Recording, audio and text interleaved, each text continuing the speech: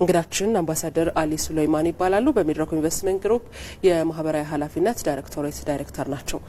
እናመሰግናለን ስለ ጊዜዎት አምባሳደር። እንግዲህ ዛሬ በስፋት በጎ ፈቃደኝነት ላይ እያወራን ነውና እንደ መጀመሪያ ጥያቄ የዜጎችን የኑሮ ጫና ለማቃለልና በተለያዩ ያለባቸውን የማህበራዊ ችግር ለመቅረፍ የበጎ ፈቃድ አገልግሎት በተለያዩ አካባቢዎች ይሰራል፣ አዲስ አበባን ጨምሮ። ይህንን እንግዲህ በጎ ፈቃድ አገልግሎት አብሮነትን እና መደጋገፍን ለማጠናከር የተለያዩ ስራዎች ይሰራሉ። ለሀገረ መንግስት ግንባታ ለሀገር ግንባታ ምን ያህል አጋዥ ነው ማለት እንችላለን? አመሰግናለሁ። የማህበራዊ ኃላፊነትን ለመወጣት ሁሉም አቅም ያለው በመሳተፉ የሀገርን ችግር በዜጎች ለመወጣት የሚደረገው ጥረት ያው አብሮነትን የሚያጠናክር ነው።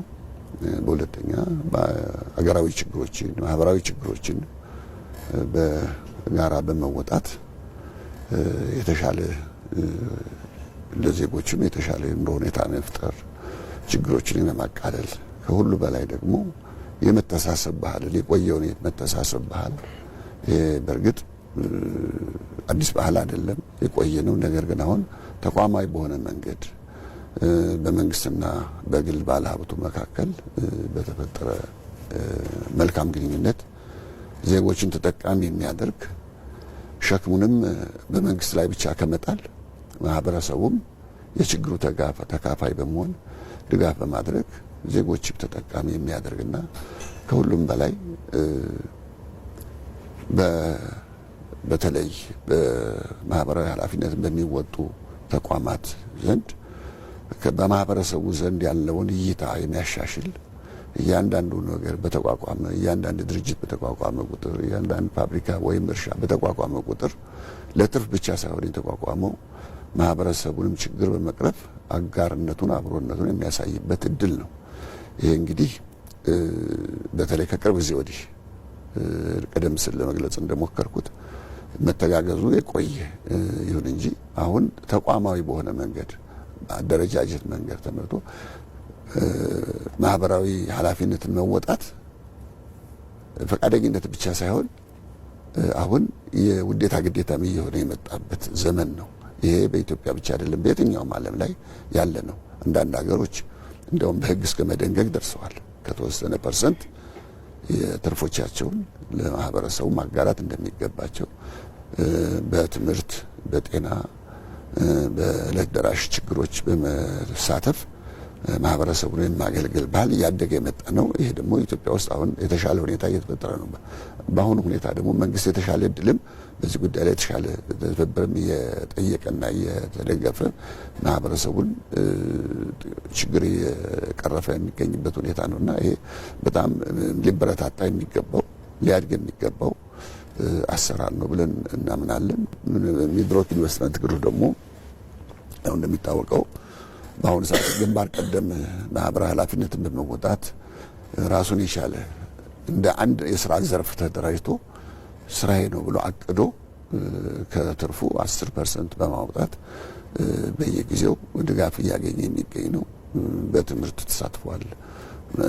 የማዕድ ማጋራት ላይ በየበዓሉ ይሳተፋል። በከተማ ልማት ላይ ለምሳሌ አሁን በቅርብ ጊዜ የኮሪደር ልማቱን አስመልክቶ በተለይ የወንዝ ዳር ልማት ላይ ከ800 ሚሊዮን ብር ባላነሰ ስራ ትልቅ ስራ እየሰራ ነውና አገር የሚገነባው በመንግስት ብቻ አይደለም፣ በማህበረሰቡ አቅም ባላቸው ሰዎችም ሁሉም በየድርሻው ሲያዋጣ ነው አገር የሚገነባው። እንደተባለው ሀገረ መንግስቱ መንግስታት ይነሳሉ፣ ይወድቃሉ፣ ይሄዳሉ። ነገር ግን ህብረተሰቡ መቀጠል አለበት። ስለዚህ በዚህ ጉዳይ ላይ ሁሉም መሳተፉ አገሩን የመገንባት ድርሻውን የመወጣት ጉዳይ ነውና ሊሳተፍ ይገባል የሚል እምነት ነው ያለኝ። አምባሳደር ትንሽ እዚህ ላይ ጨምረን እንድንመለከት ወደር ነው ይሄ ስራ የኢትዮጵያን የኖርና የከረመ ነው። ይሄ አብሮ መተባበሩ በተለያየ መንገድ መተጋገዙ፣ ነገር ግን መንግስታት ደግሞ የየራሳቸው ምልከታ ይኖራቸዋል። ከዚህ ቀደም ባልተመለከትነው መልኩ አሁን በኃላፊነት ላይ ያለው የመደመር መንግስት የትብብር ሞዴልን ተግባራዊ ያደረገ ነው የሚገኘው።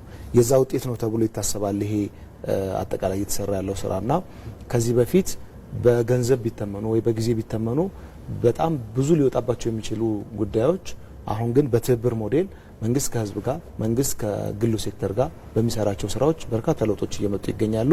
አንዱ ማሳያ ነው ይሄ በጎ ስራ ተብሎ ነው እንግዲህ የሚገመተውና ከዚህ አንጻር የሚሊዮኖችን ህይወት በመቀየር ሂደት ውስጥ በተለይ ተቋማት ሚድሮክ ኢንቨስትመንት ግሩፕን የመሳሰሉት ከቅርብ ጊዜያት ወዲህ በዚህ ውስጥ መሳተፍ እንደ ቀደም ሲል እርስዎም እንዳሉት እንደ ውዴታ ግዴታ የመቁጠር አዎ ትክክል ነው ኃላፊነቴ ነው የማለት ነገሮች በመጠኑ ቢሆን ይስተዋላሉ እና ይሄ ማደግ እንዳለበት ይታሰባል። በአጠቃላይ ግን እንቅስቃሴያቸውን እንዴት ይመለከቱታል? ይሄ የትብብር ሞዴልስ ደግሞ በሀገር ግንባታ ውስጥ ምን አይነት አስተዋጽኦ ይኖረዋል የሚለውን ቢያነሱልን በጣም ደስ ይለናል። ወል እንቅስቃሴው ጅምር ነው። አሁን የምለው ጅምር ነው። የተሳትፎ መጠን የምትፈልገውን ያህል እየሄደ ነው ብዬ አላምንም። በብዙ ድርጅቶች የተወሰኑ ድርጅቶች ነው ሲንቀሳቀሱ የምናያቸውና የተሟላ ተሳትፎን ባንል የተሻለ ተሳትፎ እያደረጉ ያሉት የተወሰኑ ናቸው። ነገር ግን ይሄ አገራዊ ሁኔታ ነው። እያንዳንዱ ዜጋ እንግዲህ ከአቅሙ በላይ አይጠየቅም።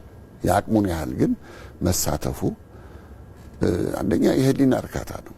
እያንዳንዱ አውጥቶ ኢንቨስት ባደረገ በእንደዚህ አይነት ተግባር ላይ በተሳተፈ ቁጥር የሚያገኘው የህሊና እርካታ አለ።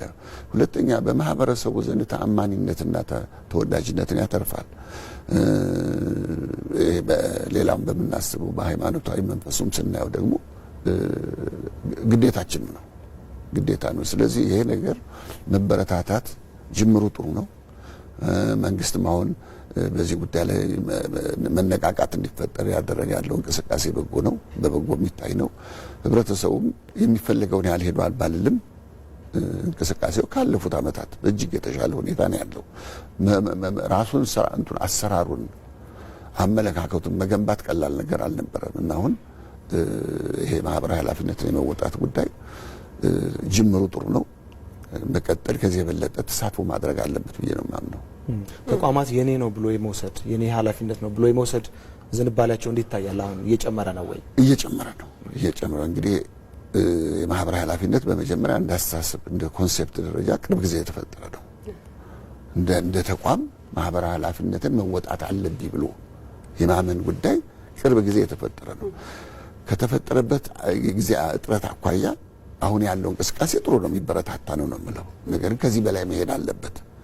የግድ በጣም ቢሊየነር ኦር ሚሊየነር መሆን አያስፈልግም። የማህበራዊ ኃላፊነት ለመወጣት በእያንዳንዱ ጉዳይ ላይ በተደራጀ መልክ በልማቱ፣ በትምህርቱ፣ በማንኛውም ማህበራዊ ችግሮችን በመቅረፍ ረገድ መሳተፍ ይገባል ብዬ ነው የማምነው። ስለዚህ ይሄ ጅምር አለ፣ ነገር ግን መጠንከር አለበት ነው የምለው። ጥሩ ሀሳብ አንስተዋል። ቅድም ከአቅም በላይ አይጠየቅም አይደለ? ሁሉም በሚችለው ልክ አካባቢው ላይ ዙሪያው ላይ ያለውን አቅመ ደካማ መርዳትን ነው የሚጠየቀው። ልክ ነው። ይሄ ብዙዎች ጋር በደንብ መድረስ ያለበት ሀሳብ ይመስለኛል እና እርስዎ እንዳሉት ቅድም በጅምር ላይ ያለ ነው፣ በደንብ መጠናከር አለበት። አሁን ላይ ግን የመንግስትንና የግሉን በዚህ በማህበራዊ ኃላፊነት ወይም በበጎ ፈቃደኝነት ላይ ያለውን ትብብር ለማጠናከር ምን ሊደረግ ይገባል ይላሉ እንደ ልምድ እንዳለው ተቋም? ወል እንግዲህ በመጀመሪያ በማህበረሰቡ አስተሳሰብ ላይ ለውጥ እንዲመጣ መስራት ነው የሚጠይቀው። የማህበራዊ ኃላፊነት ዛሬ ሰጪዎች ነን፣ ተቀባዮች ደግሞ የኛ ቤተሰቦች ሌላ ቦታ ያሉ ቤተሰቦች ናቸው። ስለዚህ ይሄ የጋራ ጉዳይ የአንድ መንግስት አካል ወይም የአንድ ድርጅት ጉዳይ ብቻ አይደለም መሆን ያለበት። ከንፈር ከመምጠጥ አልፎ ማህበረሰቡ እኔም ግዴታ አለብኝ ብሎ አምኖ መንቀሳቀስ የሚገባው መሆኑን መገንዘብ አለበት። በዚህ በተረፈ ደግሞ በተለይም አደረጃጀት መፈጠሩ ጠቃሚ ይመስለኛል። ይሄንን ኃላፊነት ለመወጣት እንዲቻል እያንዳንዱ ማህበራዊ ለምሳሌ በየመንግስታዊ አደረጃጀቶች በኩል ይሄንን ስራ የሚከታተል ይሄንን በግዴታ ሳይሆን ፈቅዶ አምኖበት እንዲንቀሳቀስ የማድረግ ስራ መሰራት አለበት እና ይሄንን የሚከታተል በየቦታው የማህበራዊ ኃላፊነት እንዳላችሁት በአይነት ይሆናል፣ በገንዘብ ይሆናል፣ በተለያየ መንገድ ይሆናል። ቀላል የማይባል ኢንቨስትመንት ነው፣ ቀላል የማይባል ድጋፍ ነው የሚደረገው። ስለዚህ ይሄንንም የሀገሪቱ የበጀት አካልም ኢስት ከመሆን ይገባል። ማህበረሰቡ ይሄን አድርጓል፣ መንግስት ከሚሰበሰበው ታክስ ደግሞ ይሄን ማድረግ ችሏል ተብሎ የሚቆጠር እና ያደረገው አስተዋጽኦም ደግሞ ምን ስራ ላይ እንደዋለና ምን ፍሬ እንዳገኘም የሚያውቅ የሚገነዘብ ነገ እንዲሰራ ሌላ መበረታቻ እንዲሆነው ማድረግ የሚገባ ይመስለኛልና አደረጃጀት መፍጠሩ ጠቃሚ ነው ብዬ አምናለሁ። እንደው እንደ ፊት ለፊት እንደሚመጣ ሐሳብ ይህንን ጉዳይ ትልቅ ስራ ነው፣ ትልቅ እንቅስቃሴ ሊደረግበት የሚችል ነው። ስለዚህ አደረጃጀት ተፈጥሮ ይህንን የሚከታተል የስራ ክፍል ባለቤት ነው። ምን ተደረገ፣ ምን አረጋችሁ፣ ይህን በቀላል ማይታወቅ በርካታ የማህበራዊ ኃላፊነት ስራዎች ይከናወናሉ፣ ያልተመዘገቡ ያልታወቁ። እነዚያን ሁሉ ወደፊት የሚያመጣም ሰው ያስፈልጋል ባይ ነኝ። በጣም እናመሰግናለን። ምናልባት የመጨረሻ ነጥብ እናርገውና አሁን መቼስ ሁሉም ሰው ሞልቶለት አይደለም የሚኖረውና ግን ደግሞ በጣም በከባድ የኑሮ ጫና ውስጥ ያሉ ዜጎቻችን አሉና የነሱን ጫና በማቅለል ውስጥ ሚድሮክ የሰራቸው ስራዎች አሉ። ሌሎችም ተቋማት ደግሞ ይሄንን ፈለግ ተከትለው ምን ቢያረጉ ጥሩ ነው ከጎረቤት እንጀምር የሚል ሀሳብ ነበራቸው ጠቅላይ ሚኒስትሩና እዛ አዋሪ አካባቢ የነበረውን የተቀየረበትን መንገድ የምናስታውሰው ነው። ስለዚህ ተቋማት ያሉባቸውን አካባቢዎች ያሉ ችግር ውስጥ ያሉ ዜጎቻችንን ህይወት ለማቅለል የሚያደርጉት ጥረት በምን ያክል መንገድ መጠናከር አለበት እንደ አርአያነት የተቋማትን ተወስዷል። ጥሩ ነው። ሚድሮክ ኢንቨስትመንት ግሩፕ ሁለት አይነት አሰራር አለው። ቅድም ለመግለጽ እንደሞከርኩት ከኔት ፕሮፊቱ 10% እያንዳንዱ ኩባንያ በሚድሮክ ኢንቨስትመንት ግሩፕ ውስጥ የተደራጀ ኩባንያ 10% ያዋጣል። ይህ 10% ውስጥ 7%ቱ በኮርፖሬት ደረጃ አገራዊ በሆኑ ጉዳዮች ላይ በሰፋፊ ጉዳዮች ላይ ወጪ የሚደረግ ኢንቨስት የሚደረግ የገንዘብ መጠን ከፍተኛ ነው። ሁለተኛ ደግሞ 3% ደግሞ ቅድም እንደተባለው ድጋፍን ከጎረቤት መጀመር አለበት። ስለዚህ እያንዳንዱ ኩባንያ ስራ በሚያከናውንበት በተቋቋመበት አካባቢ ያለ ማህበረሰብን መደገፍ እንዲያስችለው ነው ያቺ 3% እንትን ያለችው። ይሄ 3% እንደ ኩባንያ ስናስበው ግዙፍ ነው ማለት። ለምሳሌ አሁን በየአመቱ እኛ ከ1.5 ቢሊዮን ብር ያላነሰ ለማህበራዊ ኃላፊነት ወጪ እናደርጋለን። የዚያን 30% ስታስበው በየሰፈሩ በየሎካሊቲው ያለውን ማህበረሰብ ለመደገፍ ታስቦ ነው። ሌላው አሁን እንደምናየው ትምህርት ቤቶች እንሰራለን። ለምሳሌ አሁን በቅርብ ጊዜ ጎንደር 25 ሚሊዮን ብር በላይ አውጥተን ሃይ ስኩሉን በማደስ በኩል ተሳትፎ አድርገናል። ወደ ማንኩሳ የእርሻ አካባቢያችንም ነው። እዚያም ደግሞ በሀገር ደረጃ ትልቅ ምሳሌ የሚሆን ትምህርት ቤት ሰርተናል። የተሟላ ትምህርት ቤት፣ ሞዴል ትምህርት ቤት። እዚህ በከተማ ደረጃ ለምሳሌ ኩላሊት በሽተኞች ከምኒልክ ጋር ተያይዞ ከምኒልክ ሆስፒታል ጋር በተፈጠረ ግንኙነት እና ከአዲስ አበባ አስተዳደር ጋር ከ190 ሚሊዮን ብር ያላነሰ ገንዘብ ወጪ አድርገን ለበርካታ የኩላሊት ህሙማን ሕክምና እየተሰጠ ነው። በሻኪሶ ትልቅ ሆስፒታል ገንብተናል። በርካታ ስራዎችን የምንሰራው እዚህ እንዳልኩት ቅድም ለመግለጽ በከተማ ልማት ረገድ አሁን ኮሪደር ልማቱን ማህበራዊ ልማት ነውና በዚያም ላይ ያለን ተሳትፎ ቀላል አይደለም። አዲስ አበባ ቅድም እንደነገርኩላችሁ ከሚድሮክ ኢንቨስትመንት እስከ እስጢፋኖስ ቤተክርስቲያን ያለውን 1 ኪሎ ሜትር የወንዝ ዳር ልማትኛ ነው የሰራ ነው።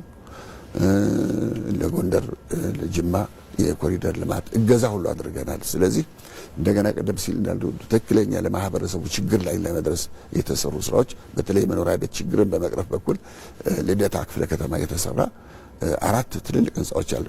ግራውንድ ፕላስ 9 የተሰሩ በእያንዳንዱ ፍሎር ላይ ከ160 ሰዎች በላይ ሃውስሆልድ የሚኖርበት ቤት ሰርተን አስረክበናል። ቤት መስራት ብቻ አይደለም፣ እዚህ አካባቢ ላሉ ሰዎች የስራ ለመፍጠር የልብስ ስፌት መኪናዎች ገዝተና ስልጠና ወስደዋል። እንደገና እንጀራ፣ የዳቦ መጋገሪያዎች ሁሉ አዘጋጅተን ተሰጠናቸዋል እና በርካታ እንቅስቃሴዎች አሉ። በዚህ በየአመቱ ከ1.5 ቢሊዮን ብር በላይ ያላነሰን ወጪ የምናደርገው ለማህበራዊ ኃላፊነት። ይሄ በመንግስት በጀት ቢደጎም ምን ያህል ስራ እንደሚሸፍን አስቡ። ቀላል በጀት አይደለም። ስለዚህ ይሄን ያህል ወጪ እያወጣን በርካታ ስራዎች ነው የምንሰራው እና ሁሉም የሚሰሩ ሰዎች ድርጅቶች አሉ። ነገር ግን በዚህ መንገድ ግልጽ አድርገው ያወጡት እና ህብረተሰቡ እንዲያውቁ ያላደረጉ ሊኖሩ ይችላሉ። እኛ ይሄንን ራሱን የቻለ ድርጅት ራሱን የቻለ መዋቅር ስላለው በዳይሬክተሬት ደረጃ የሚመራ መዋቅር ስላለው የዕለት ከዕለት ስራዬ ነው ብሎ ያዘው ስለሆነ ገንዘብ መሰብሰብ ስራው ነው። ይህንንም እንደገና በፕሮጀክት ላይ መዋልም ስራ ነው። ስለዚህ ከፍተኛ ስራዎች እየተሰሩ ያሉበት ነውና ይሄም እኛ የምንቀጥልበት ነው የሚሆነው። ጥሩ። ለሌሎችም ሊያነቃቃ የሚችል ተሞክሮን ያጋሩን አምባሳደር አሊ ሱሌይማን በሜድሮክ ኢንቨስትመንት ግሩፕ የማህበራዊ ኃላፊነት ዳይሬክተር እናመሰግናለን። መልካም ቀን ይሁንልዎት።